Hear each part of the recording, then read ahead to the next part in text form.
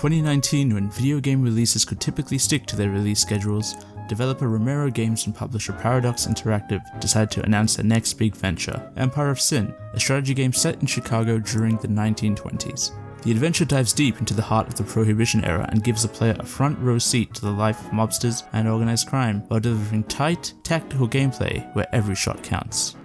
Frankie's in Chicago? Well, his name was definitely Frankie. Drove him myself. Italian guy, coming in from New York, right?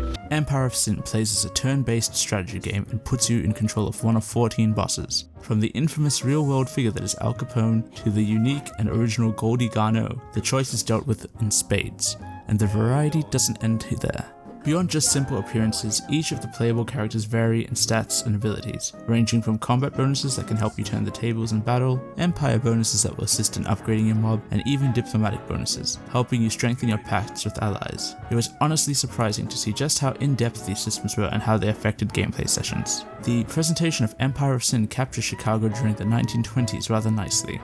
Built upon the Unity engine, the game manages to keep itself looking like a well-polished title of the current, or perhaps now, last generation, while running smoothly without issue. If there's one thing I can say that could use some improvement, it would perhaps be the animation. A lot of the sequences seem somewhat blocky and not as fluid as I would have expected. Still, in a game where the mechanics mean more than the aesthetics, it never stopped my enjoyment. That said, as a personal preference, seeing enemies ragdoll out after being killed in battle was always a treat, in addition to the brutal executions that play out when you finish off your enemies in the heat of battle. In addition to this, Empire of Sin has a bombastic, jazzy soundtrack staying true to the era it's set in.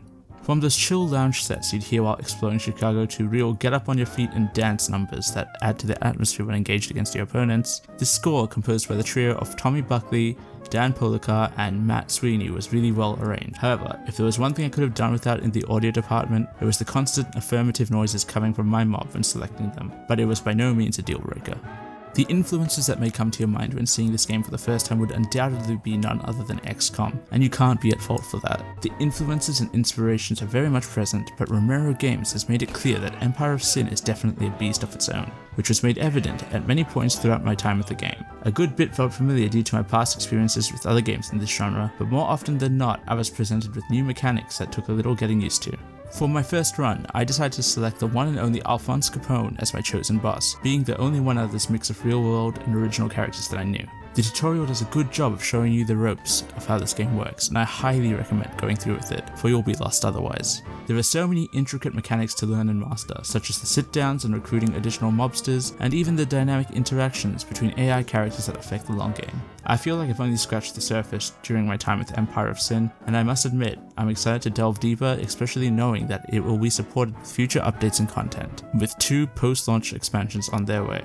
It feels like every run of Empire of Sin comes off as a unique experience, ranging from around 8 to 10 hours depending on how you approach a playthrough and which of the 14 bosses you choose to play as with their unique skills and abilities. With the ever-changing world as time progresses and the open-ended nature of the game giving you a plethora of options as to how to take out your rivals and claim victory, this fresh take on the tactical, turn-based strategy genre is one to look out for. Romero Games' step into the strategic genre is a brave and bold one that has certainly paid off. Empire of Sin perfectly captures the feeling of Chicago in the 1920s and delivers a tight, tactical experience that plays itself in such a way this title will easily be spoken about in the same light as XCOM, but perhaps even beyond that, due to the deep, unique tycoon elements it has to offer. Noisy Pixel is giving Empire of Sin an 8 out of 10.